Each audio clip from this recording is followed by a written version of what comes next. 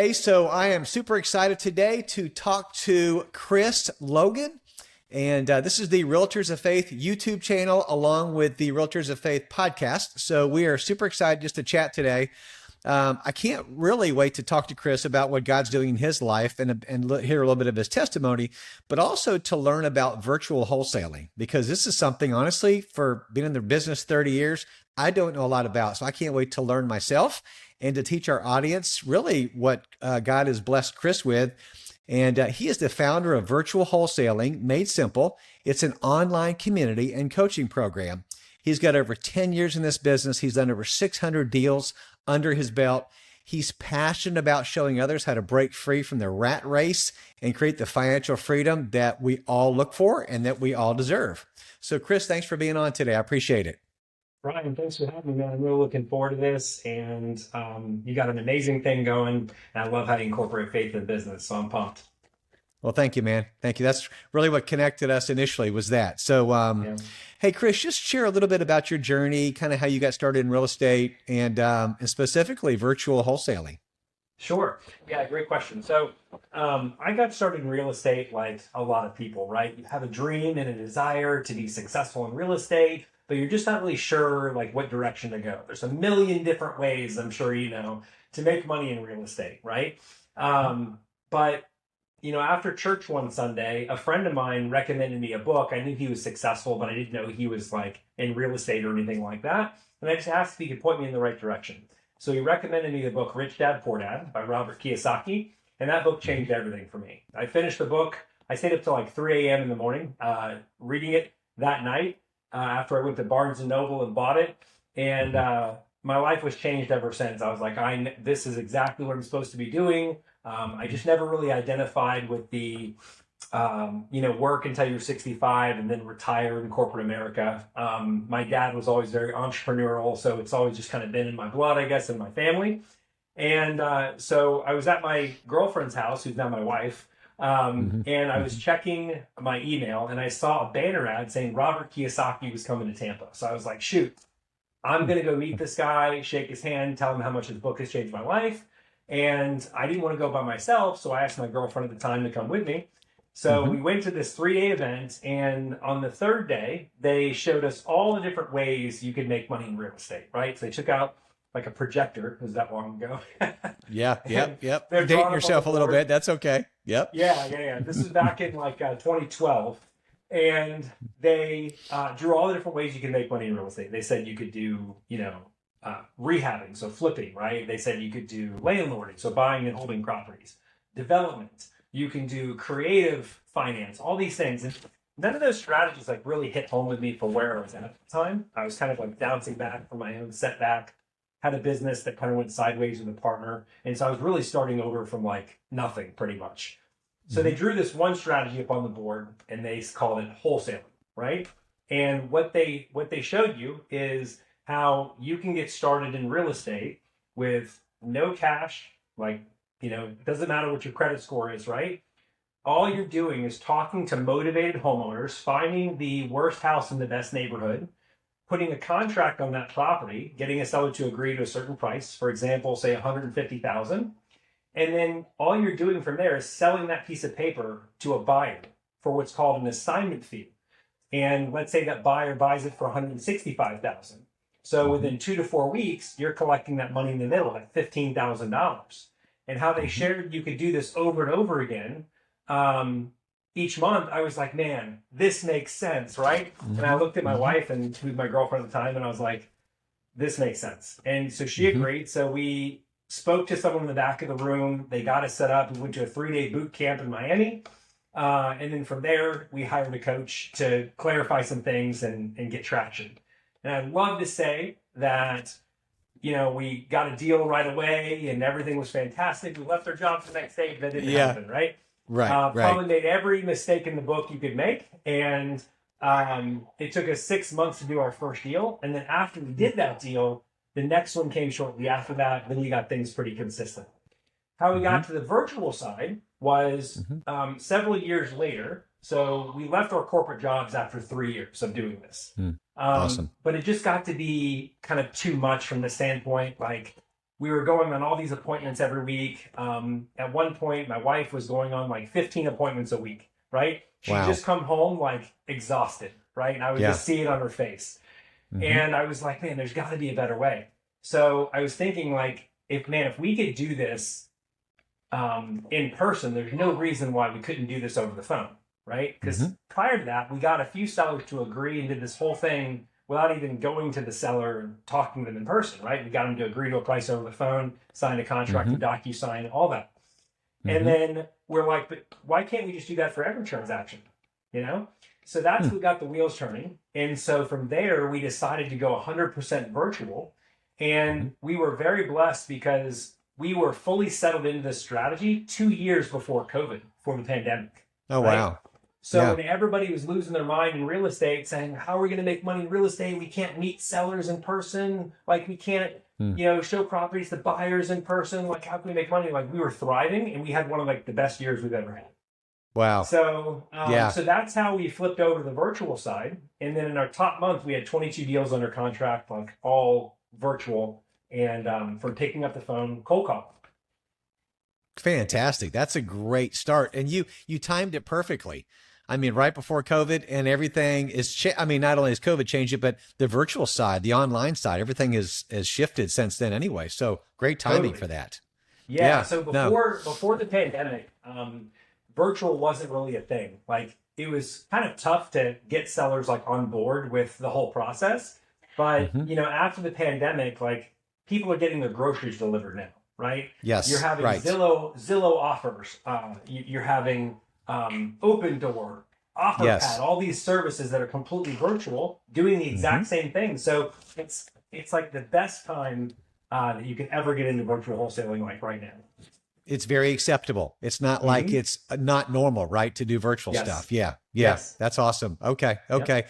So how has your faith guided you through your ups and downs of entrepreneurship? You talked about a little bit like took 6 months to get a deal, which is normal for new real estate agents, virtual wholesaling, whatever it is, it's going to take time. So how has your faith really kind of guided you in that process?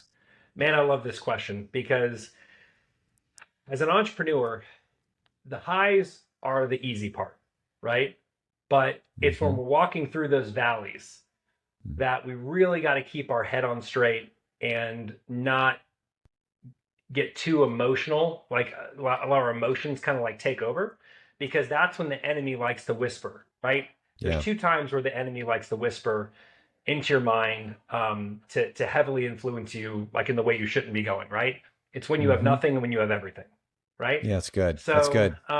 When you're on that path, I like to think of the story in the Bible where, the disciples were in the boat, right? And Jesus was asleep at the bow of the boat, and water started like raging around the boat. It was just crazy, almost like hurricane type weather, right? Yeah. And they're like, teacher, don't you care about us? We're all going to die, right? And then Jesus wakes up and he's like, peace be still, right? And then all of a sudden everything calms and the disciples are like, holy moly, this is crazy. Like, how did he just do that, right? So I think about that a lot. And when we're on that path and we're facing the unknown, and the unknown is not knowing what's going to happen next, right? Not seeing the light in the tunnel from the actions, the activities we're putting in. I think about the disciples like in that moment and how I can be more like, having 2020, like looking back on that and being like, okay, they got really emotional. They started freaking out, right? But at the end of the day, they were fine because God was with them, right? So that's something I really lean into when I'm on this journey where sometimes things seem a bit uncertain, unknown, and I really don't know what's going to happen next. Another great story in the Bible that I really reflect back on too is Peter, when Jesus asked him to come out onto the water, right? He didn't start to sink until he took his eyes off Jesus. And then once he took his eyes off Jesus, he started to sink, right? Right. But once he fixed his eyes back on him, he was lifted back up and placed back on the water in safety. So I feel like as an entrepreneur, being a Christian entrepreneur and fully understanding and having that foundation that everything's going to be okay. The question we can ask ourselves is, how would we act every single day if we knew without a shadow of a doubt that everything was going to be okay all the time? Right. Yeah. And Yeah. when I I started to love think it. about that, that's Hmm. really what shifted for me and it made that journey a lot easier because it's always been okay. And things never in the back of like things never turn out like in your mind you think like things are going to turn really bad sometimes. Yeah. They never turn out Right. a- as bad as you think they are, right? Right. And you don't die, so you're okay. Right. You know? Yeah. Yeah. Yeah. And as Dave Ramsey says, right before you die, you pass out. So there's really no pain, right? That's what his joke Exactly. is, right? So Yeah. yeah, I mean, I love that because the truth is, and I began to realize this even the last several months. This is a tough market we're in general real Yeah. estate, virtual wholesaling. We can talk about that market too, but I know we're in the same type of. It's the real estate market in 2025. Yeah. Here's the truth: we really don't have a lot of control over Yeah. what happens in our business. I mean, we sow the seeds, we do our part, we make the calls, we make the contacts, we Yeah. sow the seed, right? And we ask God Yes. to water it and to step out in faith and do it. But we don't know when people are going to list with us, sell with us. We put something under contract, if it's going to fall through with appraisal, with inspections, or we literally don't have as much control as we think we do. So I love that fixing your eyes upon Jesus, the author and perfecter of our faith, watching God just get this to closing. And that's where I know if you're like me, man, you're praying all the time, and Yes. asking God, just Lord, Yeah. Lord, I have no idea how you can get this to close, but I know you can, and I'll do my part. It's not just faith without works, right? It's both combined. So I love that, man. That's awesome. That's awesome. Yeah. Yeah, go ahead, please. You brought up such a great point that I couldn't help but like add something to it. Please. One of the things that used to stress me out a lot in this business, right? So real estate used to be really stressful for me when I first started because there's so many things you can't control, right? So many things. Like the property could have title issues. The seller can wake up one day and be like, I know I signed an agreement, but I've decided to go another direction, right? Right. Or they could say like, or this another mortgage could come up on the property that you weren't expecting. There's like so many things that can happen. And I used to stress out or a buyer could back out, right? And then what I really like the one mental shift that changed things for me was control the controllables. So to touch on your point, right? I can control the activity that I can put in. I can control making the offer, but I can't control if that seller says yes or no. I can't control if that buyer backs out. I can follow a proven process to minimize Right. like bad things happening, right? But the outcomes I can't control. So as an entrepreneur, if we can just focus on taking actions and just releasing the outcome, man, the journey is just so much more easy. And I love we that. can last a lot longer in the game. I love that. Yeah. Yeah. That's good. And that's where we trust Jesus for the outcome, right? And that's a It's long easier term. said than done sometimes. It is. It's always Yeah. easier said than done. And we have to just trust the Lord with all the details, right? So Totally. awesome, man. Like, is there any specific scriptures? We've already actually talked about some scriptures that that's helped you to kind of lead and keeping your eyes upon Jesus and watching him work. So, and here's the thing, we're entrepreneurs, we're driven, we're business people, but how do you balance your ambition? We want to go get it. We want to help a lot of people. We want to serve the Lord by serving other people. How do you balance your ambition and growth while kind of staying grounded in your faith? Like you got that drive, you want to go get it, hit it hard, and yet trust the Lord and rely on him. How do you kind of balance that and stay grounded? One of my mentors shared something amazing with me, and he said, you want to put a cap on your financial aspirations, right? So the tendency as an entrepreneur to be always desiring more. You get to a certain point, now more. When you're like, I'll be happy when I get to this point, and then more, right? So I feel like the way for us to stay grounded in our entrepreneur journey is to place a cap on our financial aspirations, to say like, listen, like I'm going to focus on enjoying the journey because just like watching a baby grow up, it goes by like that, and Yes. one day we're going to be looking back on this journey being like, man, those are the fun times when we were really hustling. We were putting the time in, making those calls. I remember what it was like, and people would say no, but we kept moving forward.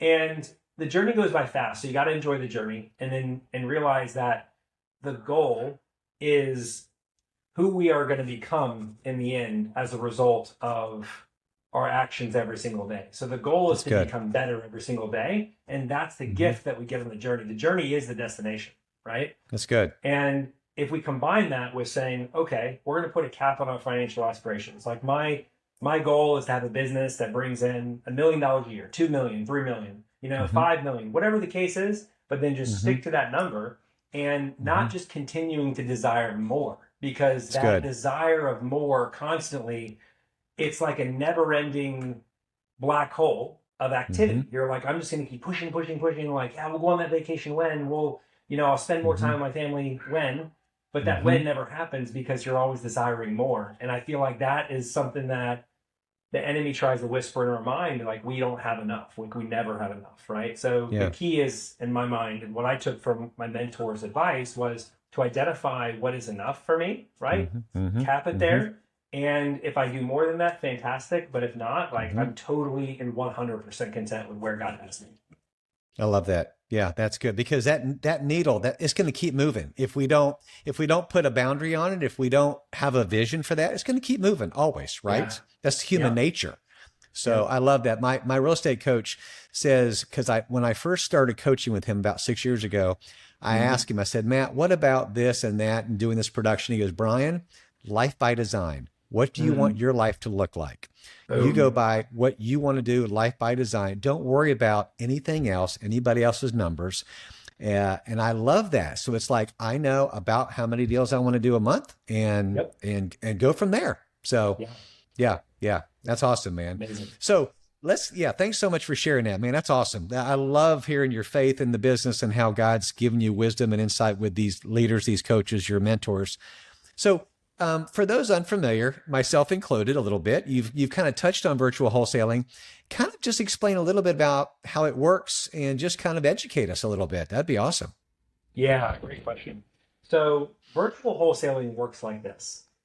What we are looking for is motivated homeowners, so distressed properties. And behind every distressed property is typically a motivated seller, right? So this could be someone's going through a divorce. This could be someone has recently just gotten older where their property is just too much to take care of, right? This could be someone who thought they wanted to be a landlord, right?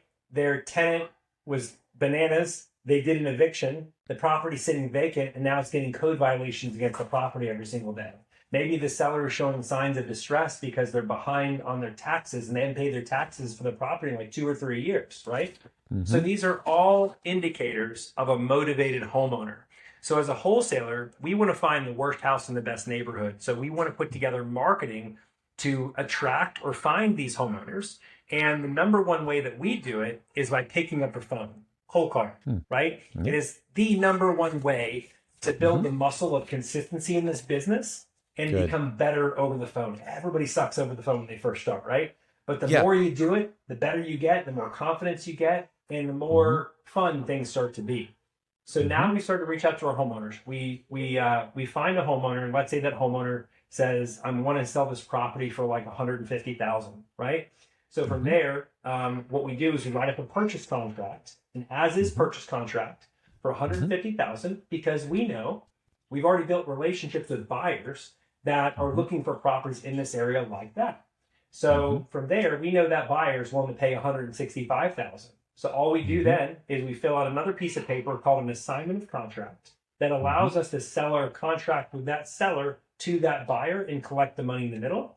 And these transactions typically take 2 to 4 weeks. And at closing, we get what's called an assignment fee, which is that gap. So really, we're like matchmakers for buyers and sellers, motivated buyers and sellers. Yeah, no, that's good. Okay, that makes sense. So, and then so you're cold calling and you're looking for these motivated sellers, these ones who really need to sell. These are they're not on the market, obviously. They're not on MLS. They're off-market properties, correct? Okay. Yes, we are 100% direct to seller off-market. We love that. And the main reason is because a lot of people try to get started making offers to agents and things like that. And while that can be a really profitable way to go, the issue is there's a third party between you and the seller, right? Yes. And so it's always better, and you're always going to get the better terms and price when you're negotiating with the seller directly, because they're not in real estate. They're not looking at comps every single day. They're not looking at, they don't know the cost to fix things in their property, right? They just need Mm-hmm. out, right? Mm-hmm. And I feel like, and so that's always going to be the best way to go, because you can also target like specific motivation, like vacant properties. You can look at properties where there's code violations against the property, things like that, right? And you can Yeah. really position yourself to be a blessing to people in a time of need. Yeah, because they're scared to reach out because they feel bad, they feel guilty, remorseful, right? Yeah, They don't want to raise their hand sometimes, even hire a traditional agent because they're thinking, I can't, there's some shame involved, I'm sure, in some there cases, right? is. Man, you And hit so the you have nail to on the kind of head. work through that. Yeah, because there's only two reasons why a seller will, because there's only two reasons why a seller will work with a wholesaler, right? Okay. And it's Mm-hmm. speed and convenience, right? Mm-hmm. Speed, they can close in as little as 2 to 4 weeks, right? Mm-hmm. Convenience, they don't have to get the house show ready. They don't have Mm-hmm. to sweep the house, get it ready for a bunch of showings and people to come through and things like that. And Mm-hmm. to your point, there's a bit of shame involved with how much they've let the house go, right? Yeah. So as a Right. wholesaler, we tell the seller, hey, listen, take what you want, leave the rest, and we'll take care of the cleanup. No worry, it doesn't matter, right? And really, it's our Nice. buyers that take care of the cleanup and all that when they buy the property. But Right. Right. but yeah, so it's an as is, where is sale, and the majority of the properties we target are not the same type of property that a realtor would want to go after for a listing. Usually, realtors like kind of avoid these types of properties because Right. they're not pretty houses. They're ugly houses usually, Mm-hmm. and Mm-hmm. realtors like listing pretty houses. And as a wholesaler, if you come across a house like that, we'll even tell the seller, hey, listen, based on the price you're looking to get and based on the condition of your house, you have a beautiful home. Why wouldn't you just list it with a realtor? You'll make more money, you know? Right. And, Right. and so we let them make that decision. That's good. Yeah. So you're kind of looking for the ugly duckling a little bit, somewhat, Yes. right? Not always, Yeah. but sometimes, right? Because you know there's a story behind that.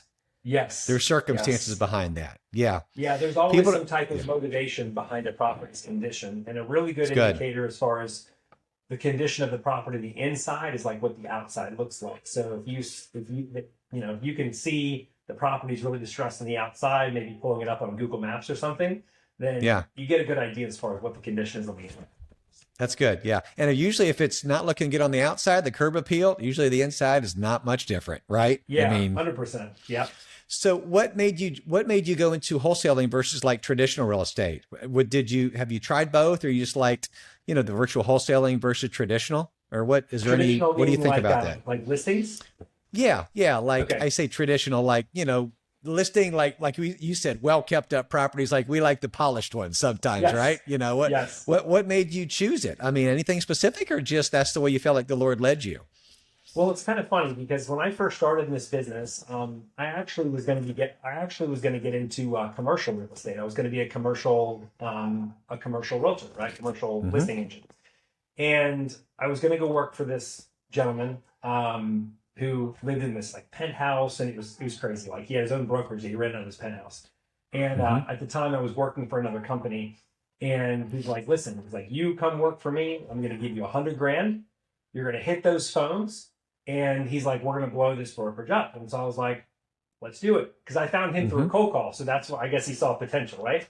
Nice. And so Yeah. I went and got my real estate license. I studied my pants off while working 60 to 80 hours a week at my corporate job that I had at the time. Mhm. And then I get my license. I walk into his penthouse and he says, and he says, all right, let's go ahead and get started. And I said, okay, where's the $100,000? And he goes, oh, I'm not gonna give you $100,000. He's like, I'll give you $100,000 if you sell a property. I'm like, oh, whoa, that's not exactly what we spoke about, Yeah. And so, Yeah. long story short, I was like, I'm out of here.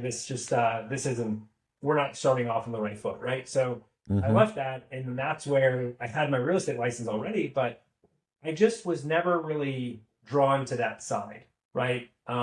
Of showing properties to sellers and buyers. I was always Yeah. more drawn to the logical side, which is the investing side, because you're not saying, oh, this is the kitchen, this is the bathroom. Like it's all about the numbers. And that's really what, Yes. and with that, and also my family, when I was a little kid, we went through a foreclosure. And Mhm. so I thought Mhm. to myself when I got into this, like, I'm going to like help people to where Yeah. they don't have to go through those things if we can help it. That's And so awesome. I've always been drawn to like the distress side because of that. Yeah. Yeah. I mean, it's always like it's part of our story, right? I Yeah. mean, that's part of your story. with that. And my father was a builder for 30 years, a production builder here in Polk County. So I've, not that I just do new homes, I do both, but it's just like whatever your story is, you just kind of feel like that's your wheelhouse. Totally. Like I love new homes, and I grew up in it. So I'm like, hey, I can tell you all the advantages of a new home.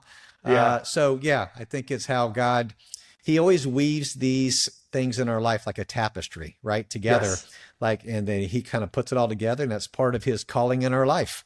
Our pastor's been talking about that a lot, because you can have a calling, you can serve at church, but man, we're serving the marketplace, which is a wide open sphere, which is awesome. Yes, totally. Which I love. Yep. So, by the way, so you're making the calls yourself, or do you have a virtual assistant who makes the calls, or both, or just more curious? Yeah. So when I first got started in this business, I was doing everything myself. My wife and I started it together, and over 12 years ago, and we started out making calls to sellers and buyers ourselves. Right. Over time, we grew a team and grew our business to over 7 figures. And that was when, the only way to increase past a certain point was to have other people on our team. So now we have an entire team that is talking to sellers every single day, putting deals under contract, getting deals sold. And, that's just kind of the direction we chose. I feel like when you get into wholesaling, you have two different directions you can go, right? Yeah. The first direction you can go is you can say, I'm going to use this to stack some cash, and I'm going to take that cash, I'm going to invest it long-term and like grow a portfolio. And then there's the other side where you could say, you know what, I really see the potential in this wholesaling thing. It's making us a phenomenal income. I want to grow this with a team, kind of like as a realtor. You can grow a team the same way, to where you're not involved in the listing conversations. We're not involved in the buyer and seller conversations. And then from there, deals are just kind of done on our behalf, right? And that's provided a fantastic lifestyle for my wife and I. And that's really what triggered us to want to like coach other people and show them how to do this business, because we've seen the life change that it's made for us, and like we're really passionate about helping other people get into it too. I love it. You're leveraging yourself, man. That you've got to grow. You have to do that, right? Have to. So that's awesome, man. So for someone just starting off, for our listeners, what are 3 steps you would say they should take to kind of succeed in virtual wholesaling? What are some easy steps for us? Yeah, great question. So the first step is to identify the right territory, right? So first of all, to identify an area that's good for wholesaling, you want to look at 2 things, right? I have a simple 2-step system for identifying the hottest territories across the country. Cool if we dive into that? Yeah, please do. Yes. Awesome. Yes. So I'm taking notes. I'm going to listen to this again. This is really good. Thank you. Awesome. Yeah. So the first step is you want to go to Google, and you want to type in the county that you're looking to start in. See, I think a lot of people have some type of area in the back of their mind, whether it's their hometown, whether it's a state that they were like, I have friends or family there, I want to go there. So usually people have a place, generally speaking, in the back of their mind, like they want to start, right? So you select a county, and then you take that county, you put it into a Google search, and you type in that county. So for example, Polk County population size, right? And then that's going to kick back the population size. And what you're looking for is a minimum population size of 250,000 people, right? Because when you have a minimum population size of 250,000 people, that is a territory that's big enough for buyers to constantly be moving into the territory, sellers to want to be selling. And really, it's kind of like a major metro area. You're not looking at rural territories. And we just found if you go below 250,000 people, you're looking at more like a rural type of territory. Right? Okay. The second step for selecting the hottest territories is going to Google again and typing in Polk, like the county, like Polk County median home price. So for those listening who don't know what that is, the median home price, if you picture homes on a timeline with $50,000 and less house on the left and multi-million-dollar house on the right, the median is the one in the middle. It's the most common type of house that's being bought and sold, the house that everybody wants and can afford. So for that, you're going to type in, like I said, Polk County median home price, and it's going to kick back with a Zillow page that's going to tell you what the median home price is for that area. You want a median home price of between $200,000 and $450,000. What we found, any less, it's more of like a rural territory, easy to get sellers to say yes, harder to get buyers. And if it's beyond $450,000, that's where it's going to be really tough to get deals under contract. You're going to have more kind of savvy sellers where there's not as much distress, and people are going to know the values of their homes. They're going to want to go the traditional route and so on, right? So that bracket of 200 to 450,000 is really where we find we get the most deals. Okay. Yeah. And our average price range, I can tell you through Lakeland Association of Realtors, is 350 from January of this year to June is 349 and some change. So it's 350. Yep. So that's a great territory to wholesale in. Now, the second step, because we talked about 3 steps, right? So the second step, once you've identified your territory, from there, we use what's called the FYBF method.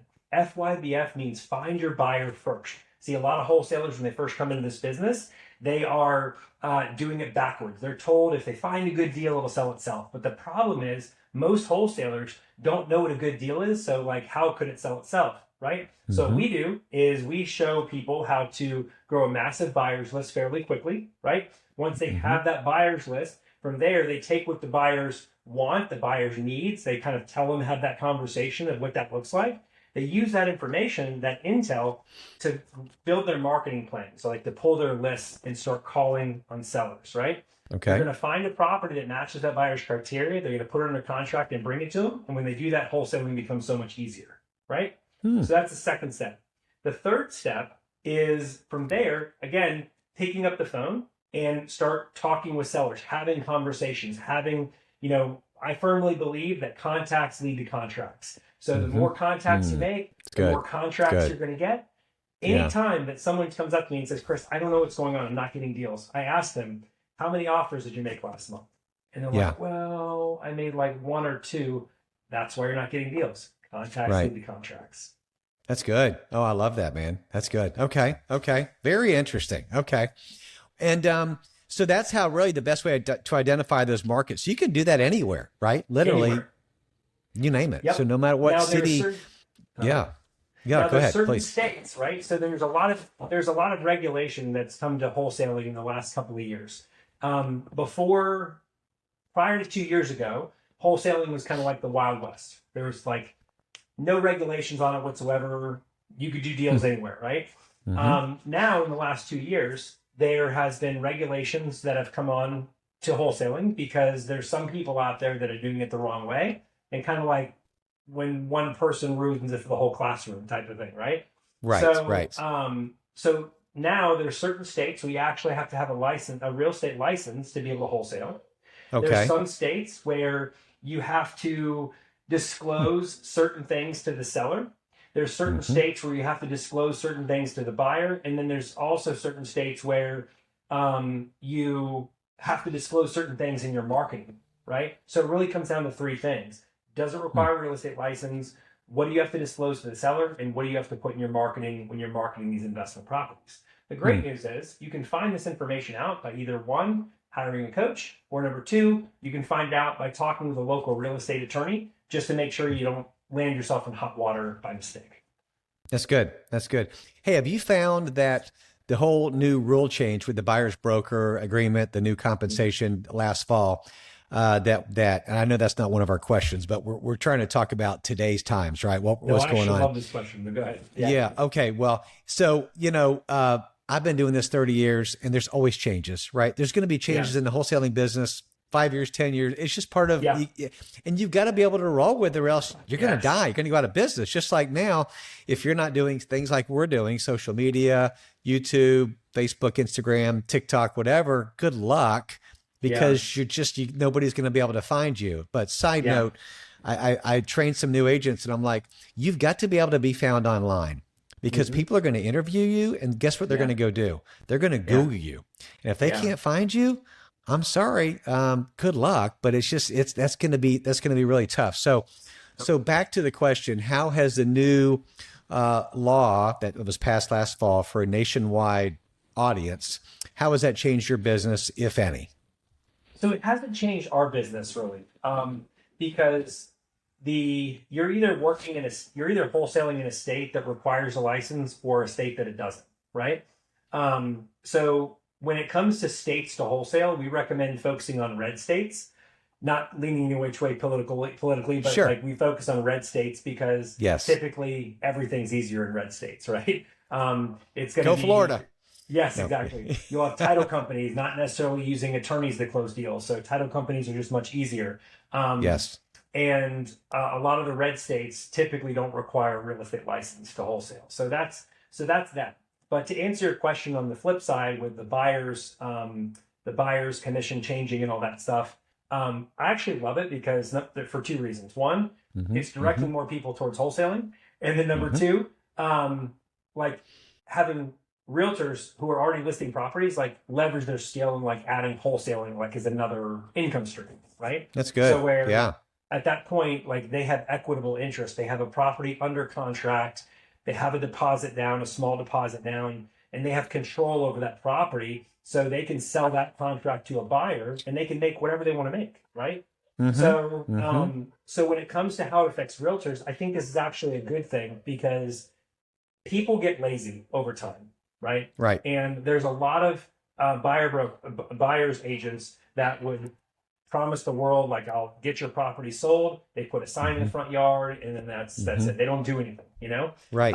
Right. So I feel like getting a home buyer to put an agreement in writing ahead of time before they start that process, it's only going to help them. It's a little bit of a headache for people who don't position it the right way, but it's going to protect their time and prevent them from showing like 5 different houses and then the person being like, I've changed my mind and now it's not really now's not what I'm looking at. I'm not looking to buy. Right. You know? Yeah. So like you said, adapt or die, right? You have to. We got to adapt. We have to adapt. And I think what you just said, I'm telling you, the people who are skilled, who are not slick, who are not illegal. I'm talking about the people who have skills, who know how to communicate with people, who know how to overcome objections, and who just have some experience are succeeding in this business. The realtors that just think it's order takers, those days are gone. And I'm glad, man.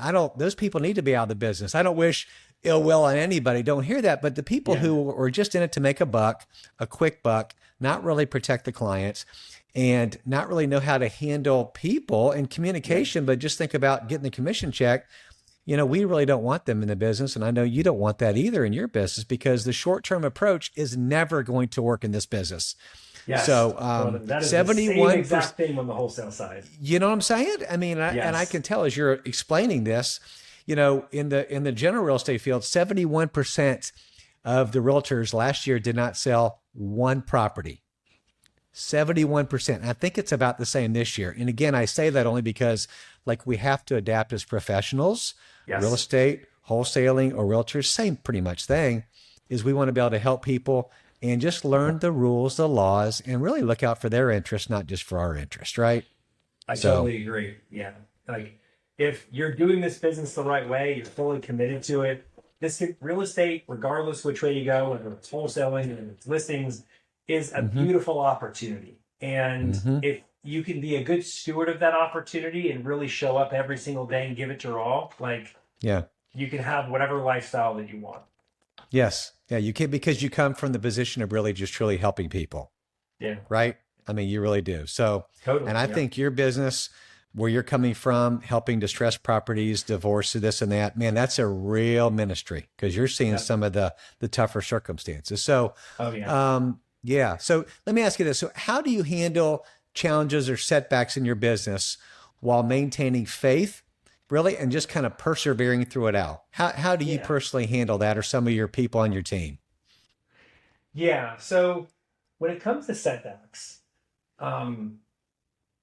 I firmly believe that rejection makes you rich, right? So when a seller says no, that's feedback, that's intel that you can use to become better and handle the next sale or the next conversation much better, right? So that's kind of like how I view rejection. So knowing that, there are days where you get more rejection than others, right? Like sometimes, like there's days where you can do no wrong, and then other days you feel like you can't close a window, right? And on those days, I feel like it's really important to remember and to have perspective, right? Because things are never as bad as we think they are.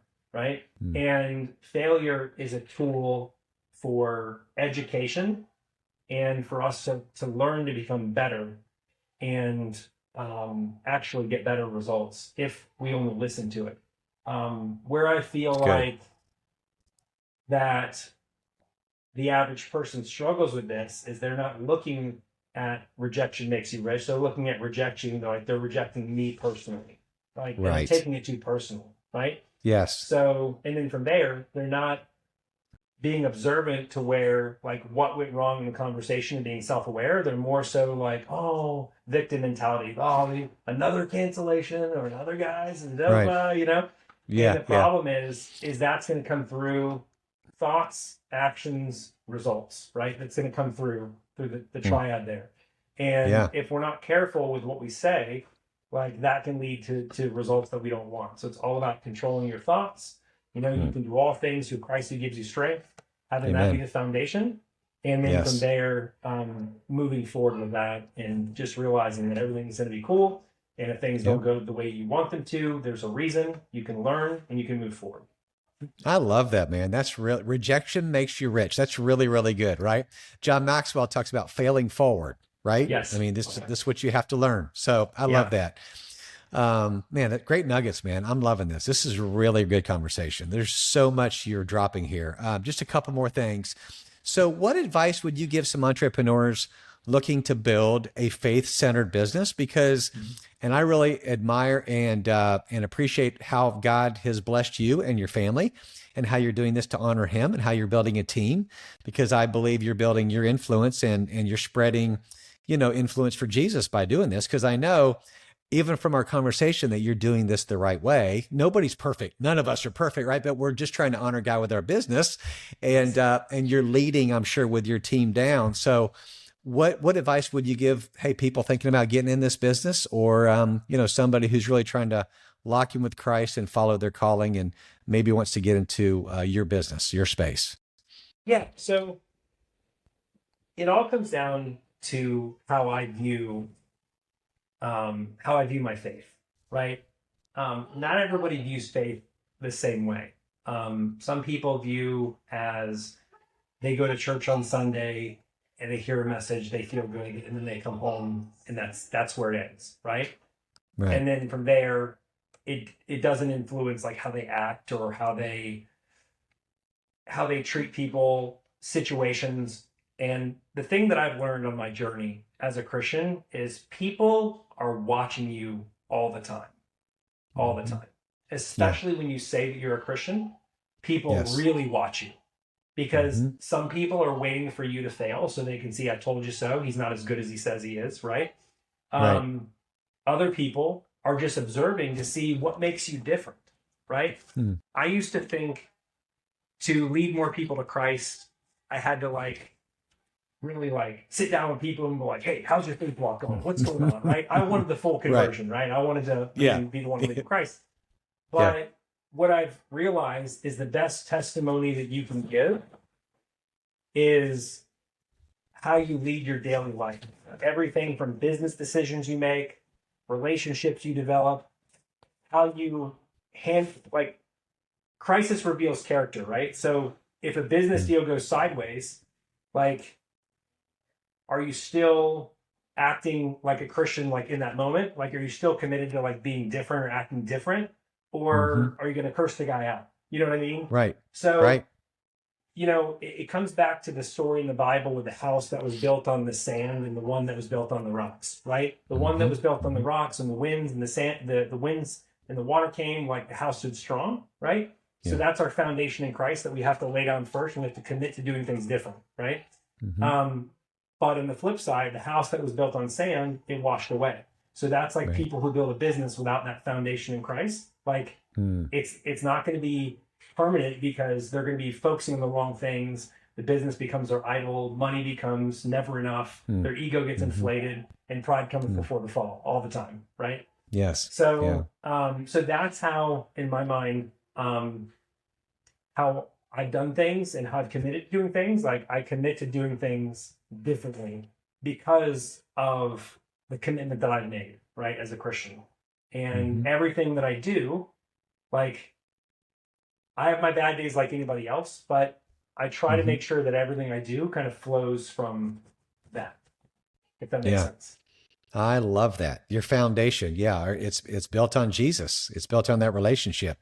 And like you said, whenever a deal goes sideways, because it's not if a deal goes sideways, it's When? when, right? And I think of this, we get shaken up, right? Yeah. Whenever we get shaken up, because we're going to what comes out if we're filling our bottle with the word of God, with prayer, with fellowship, with worship at church. If we're filling it, when it gets shaken up, what's going to come out? Hopefully Jesus. And Yes. I'm reminding myself, but yet if we're filling That's a it great up with the analogy. word of God and everything else, hopefully the Holy Spirit comes out. And it's, man, it's a trial and a test for all of us because we're never going to Yes. be perfect, but we just do our best. But, Yep. yeah, and agents are watching us. You're Yes. exactly right. And our And name is eventually, everything. yeah, and eventually what's really cool is people watch you for so long, and I've had this happen several times where people like watch you, and then Hmm. one day they just come up to you and be like, "Hey man, like I've been watching you, and I want to let you know that I recently started going to church this past weekend, and you were a big inspiration for that." And you never even know. Like like Right. I've had people that I haven't talked to in three Hmm. years come up to me and say this, and Yeah. that right there is like the ultimate sale. That's like Yes. Yeah. having someone, Hmm. because it's Mm. always our goal as Christians to model Christ and live like Christ. We don't do it right all the time, and a lot of times we jack it up, right? Sure. But Sure. for someone to see how you're different and to see how your life is different and have them desire that change and then pursue that, I mean that's awesome. That's what it's all That's what about. it's all Because at about. the end of the day, God's using virtual wholesaling, God's using Yeah, general real estate that we can be his instrument of his glory. totally. So we can have those conversations. Yeah. When somebody comes up and just like organically says that to you, you're like, all right, Lord, I'm good. I'm good. I'm Yeah. done. Let's just, Yep. let's just call it a day because that is Yeah. the ultimate and you get the glory, God, not me, right back Yeah. to you. But Totally. that's awesome. Yeah. Yeah. Yep. That's awesome, man. Um, okay, well, hey, so just two more questions and then we'll be done, man. What's one piece of advice you give to listeners who want to grow both spiritually and professionally? You said a lot. You may have already answered this, but kind of one piece of advice for you that God has really worked for you spiritually and professionally. Um, Besides building spiritually, your foundation, you talked about that. Anything else you want to yeah, add to that? for sure. Yeah, when it comes to growing your faith spiritually, the biggest thing is, like the Bible says, to meditate morning and night on the book of the law. And Mm. if you do that, then you're going to be successful in what you do. Doesn't necessarily mean monetary success. It means that things are things are going to are going to work out in the end one way or the other, right? And so Hmm. something that's really helped for me is to do my morning Bible study and then also reading the Bible before I go to bed. And that's Yes. something that really helps lay that foundation, continually bringing you back, reminding you that anybody who's ever followed Christ has gone through ridicule, struggles, Hmm. persecution, you name it, Hmm. right? Hmm. All the stuff that we experience every day as an entrepreneur, right? Hmm. But to remember that God is our fortress, and by trusting in Him, we're always going to be okay. Like that Yeah. gives me the motivation to get up every single day and try again, Mm. you know? Amen. And then from a business side, um, having mentors who have gone where you want to go, right? Are living the life that you want to live and being in proximity with them to where you can ask your questions, you can find out like how to avoid certain mistakes. You don't have to do go through the mistakes on your own. Like those are two keys I really feel like that really lay that foundation strong so you can achieve whatever desired level of success you desire. Well, that's awesome, man. Thank you, brother. That's Yeah. amazing. Praise God. Well, hey, man, I have enjoyed our time together and love just hearing your testimony, how God's working in your business. You've really helped, I think, our listeners and our viewers a lot. And how can they connect with you to learn more about your journey, virtuals wholesaling? I'm going to link everything below so they can get in Yeah. touch with you. But anything you want to just point out, that'd be awesome. Yeah, for sure. So the best way to learn about virtual wholesaling is by follow me on Facebook. My username is Chris Logan REI, and I'm sure Brian will put that in the show notes below. but there's a link on my page where you can join my free Facebook group, Virtual Wholesaling Made Simple. So go ahead and click that, join the group, and we do free weekly trainings every single week on Wednesdays at 6 p.m. EST. And we show you a different part of the business, answer your questions, and help you get started the right way so you can start doing deals from home anywhere in the country. That's awesome. That's awesome, Chris. Well, man, you've been fantastic. I really appreciate you hanging out today. And to all those people who are listening, do me a favor, comment below, share this episode, like it, subscribe to our page, jump on, connect with Chris. He's a valuable resource spiritually and professionally. And so I just encourage you to hang out with Chris. And thank you so much for tuning in. God bless. Thanks, Brian.